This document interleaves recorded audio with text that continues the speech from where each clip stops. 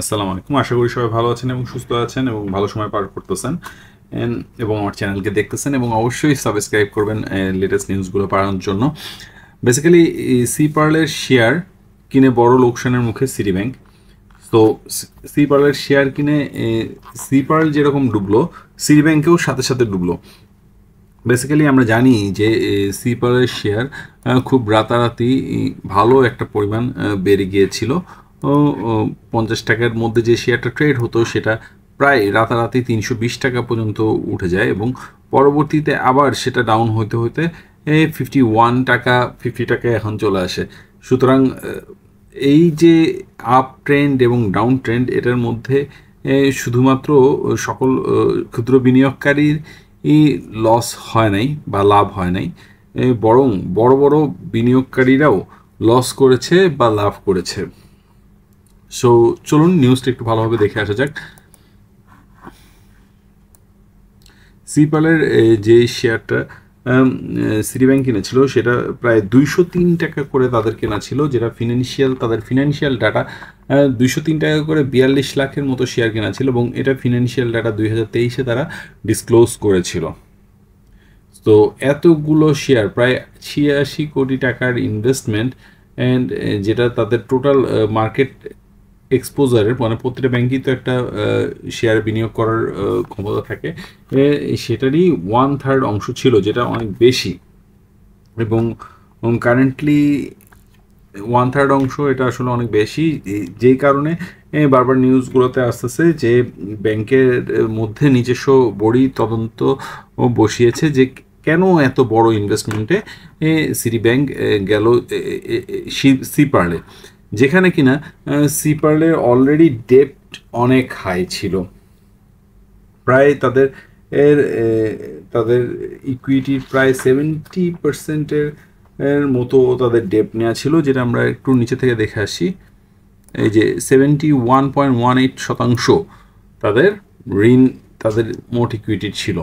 এবং তাদের কিন্তু অলরেডি বন্ড ছাড়া ছিল, যে বন্ডের টাকাও কিন্তু তারা সময় মতো দিতে পারে নাই, এবং যে কারণে তারা এই রিজনটাকে, কোভিড-19 রিজনটাকে হাইলাইট করেছিল। আমরা যদি ডেইলি স্টারের নিউজে দেখি, সেখানেও বলা হচ্ছে যে সিটি ব্যাংকস টাকা 85 crore ইনভেস্টমেন্ট ইন সিপাল রেজেস আইব্রো। তো আসলেই অবশ্যই এরকম একটা ইনভেস্টমেন্ট যেটা এরকম একটা ব্যাড দিকে গিয়েছে, মানে 203 টাকা করে যদি কিনা থাকে, এখন 4 গুণ নিচে দাম আছে 50 টাকার মতো, এবং 42 লাখ শেয়ার যদি ধরে, তাহলে কিন্তু হিউজ দামে তারা লুজ করতে যাচ্ছে। এবং যদি এটাকে তারা রিয়েলাইজ লসে নেয়, তাহলে প্রায় 46 কোটি 45 কোটি টাকার মতো, বা আরও, মানে তাদের 86 কোটি টাকার ইনভেস্টমেন্ট এখন হয়ে যাবে 20 কোটি টাকা। তার মানে বাকি যে 60 কোটি টাকা, এটাই তাদের লস হবে অ্যাপ্রক্সিমেটলি। সো হিউজ লসের মুখ দেখবে তারা। এবং এরকম একটা ডিসিশন এত বড় ব্যাংকের এরকম একটা শেয়ার প্রতি নেওয়া উচিত হয় নাই।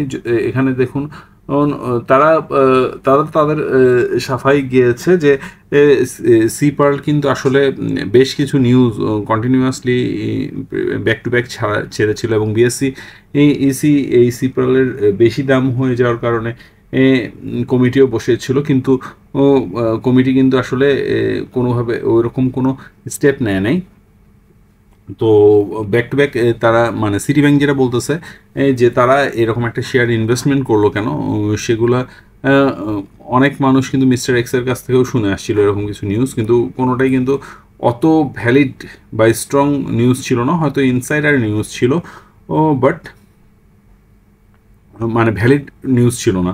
তারপরেও সিটি ব্যাংকের এরকম একটা ইনভেস্টমেন্টে যাওয়া উচিত হয় নাই। তো আমরা একটু পয়েন্টগুলো দেখি যে কেন তারা ধারণা করলো যে সি পার্লের শেয়ার আরও ভালো করবে। এখানে কয়েকটা রিজন বলা হচ্ছে, তার মধ্যে একটা রিজন যদি দেখি, যে সিটি ব্যাংক ডিসিশন নিয়েছিল এই কারণেই যে সি পার্লের তখনকার যে ইপিএস ডিসক্লোজ করা হয়েছিল 2023-এ, সেটা 10 টাইমস গ্রোথ করেছিল প্রিভিয়াস ইয়ারের থেকে। তারপরে আরেকটা রিজন ছিল 30% of the share Shamim enterprise hold করবে, যাদের প্রজেক্টেড কন্ট্রিবিউশন প্রফিটের থাকবে 18 করোড় টাকা কোম্পানি অ্যানুয়ালি। প্রতি বছরে 18 করোড় টাকা প্রফিটের মানে নিশ্চয়তা থাকবে, এরকম একটা কোম্পানি তাদের 30% শেয়ার হোল্ড করতে যাচ্ছে।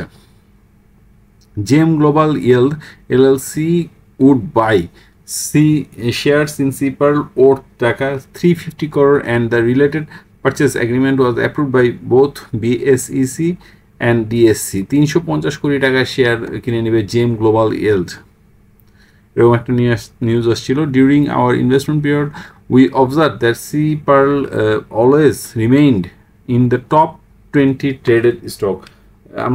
আমরা দেখে আসছিলাম যে ডিএসসি টপ ট্রেডের মধ্যে CPERL ছিল। For this reason, we considered it as most liquid share at the time, Citibank said।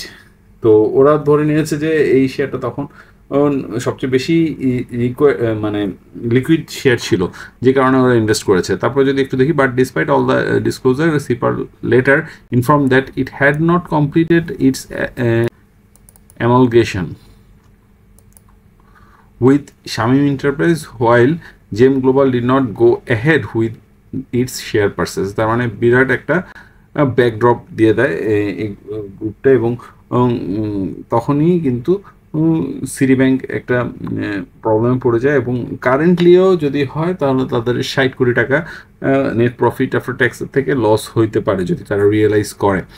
So এমন অবস্থায় যারা সিটি ব্যাংক হোল্ড করে রাখছেন, ধারণা করে নিতে পারেন যে সিটি ব্যাংকের আগের বছরের থেকে অবশ্যই প্রফিটটা কম আসবে। সো ভিডিওটা দেখার জন্য থ্যাংক ইউ, এবং আমার চ্যানেলকে অবশ্যই সাবস্ক্রাইব করবেন।